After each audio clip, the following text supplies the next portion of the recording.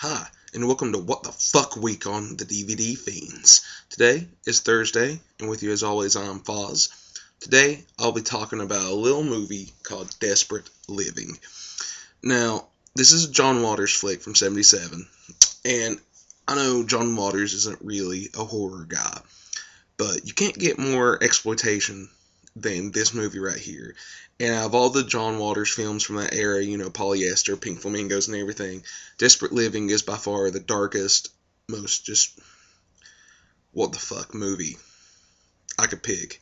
I mean, somebody already did Necromantic. I knew they would. And between Necromantic and Desperate Living, those are my two top what the fuck movies. So, shout out to another Cafe Java. Go check his review out for yesterday for the Necromantic 1 and 2. And let's see what we got here. Okay, so where do I start? If you haven't seen Desperate Living, you probably won't see it if you haven't seen it already and you're watching this. But if you do and you don't want spoilers, don't watch this review, because it's going to be nothing but spoilers. It's because I can't really talk about it without spoiling anything, because it's just shock after shock after shock after shock. Okay, so I first saw this when I was like 14. And it left a very, very heavy impression on me. It starts off with this woman who just got out of a mental institution, Peggy. And her husband, brought her back home early from the mental institution against the doctor's wishes. And it's like, this is the road to recovery. I want her home with her children and everything like that. Well, first of all, there's a really funny scene at the beginning whenever the father's talking to the doctor about keeping her there, and then like the first shot you see of her is screaming at some kids for busting a baseball through her window. Manson, I think, copied this for one of his albums once. She looked out the window and said something about, this isn't a communist daycare center. Doesn't your parents ever watch you? Go home and tell your mother I hate you. Go home and tell your mother I hate her.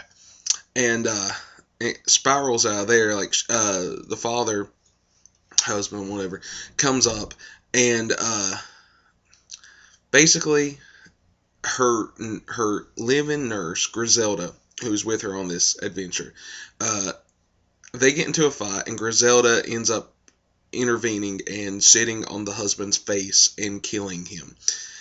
And Griselda's a pretty big lady, and so yeah, that would definitely do the trick. Okay, there's shock one, some fat lady sitting on a man's face and smothering him to death. So then they take off to escape the cops. Well, while they're trying to flee and figure out what to do, they pull over the side of the road, and they're kind of having a little argument about what to do.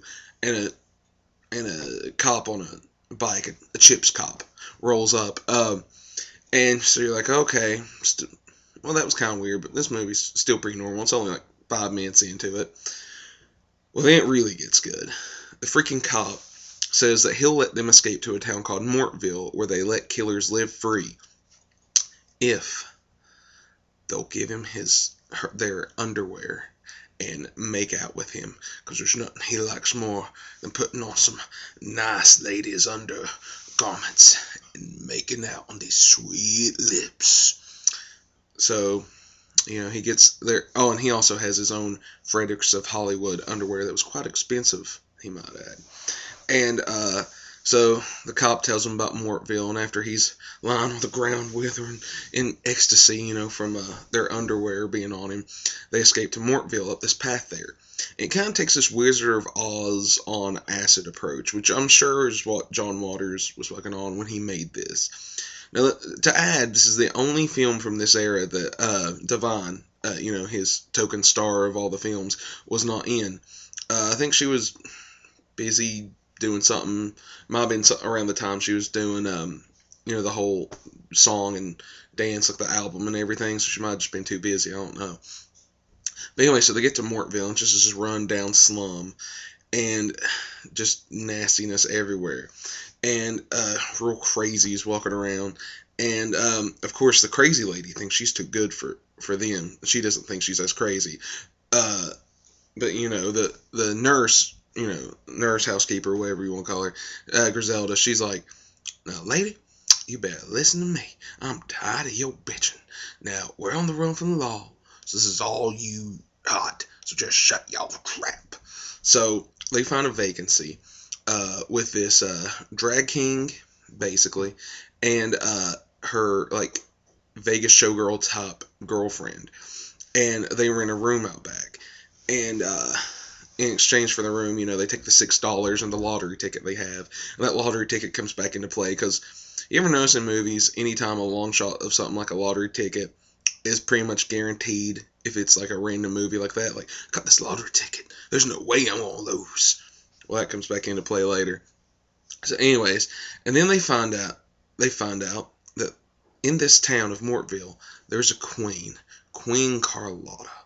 And her, rural servants, who are these guys in just, like, gay S&M biker wear, like, burst in the house and take them to, see Queen Carlotta, and they have to bow down to her and everything.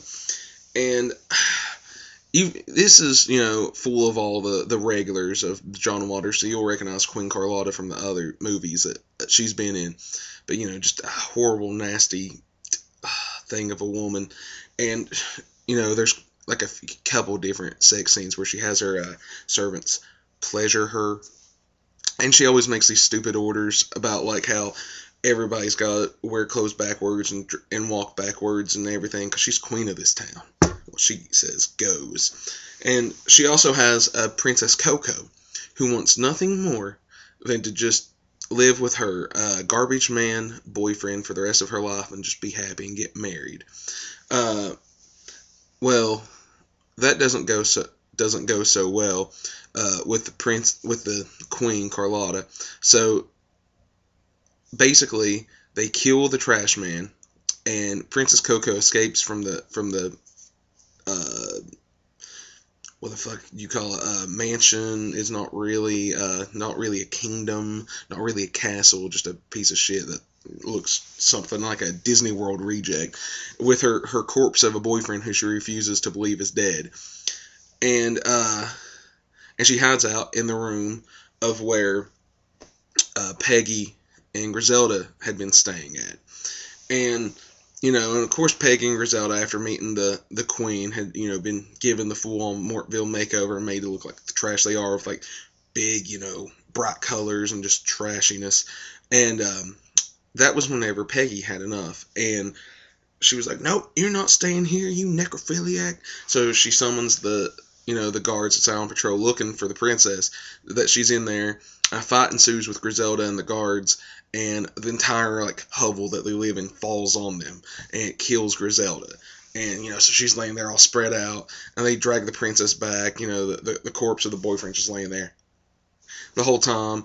And so they bring them back, and Peggy convinces the queen to let her be the new princess, since, the other one didn't want it. So the princess's mom, Queen Carlotta, has her gang raped and injected with the new rabies serum to test it out, that they want to spread to all the townspeople. And Peggy starts dressing like the Wicked Witch in, like, in Cinderella. Yeah, the evil witch in, like, Cinderella. At this point, it just gets strange. But I mean, and from there, from there it kind of continues, and there's a revolt amongst, the townspeople and everything.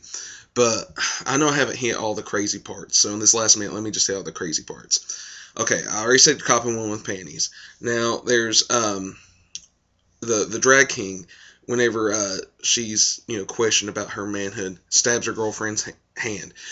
Queen Carlotta makes Peggy and Griselda eat cockroaches.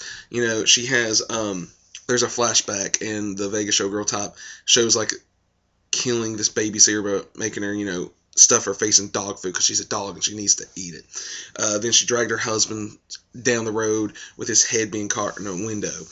And the best of all is whenever the drag king went back in the day, like 10 years before she was a professional wrestler, had this big vagina sewed on her, nasty vagina sewed on her outfit, and she stabs out her opponent's eye and stomps on it, then chokes the referee.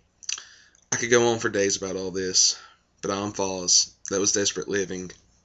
I'll see you next week.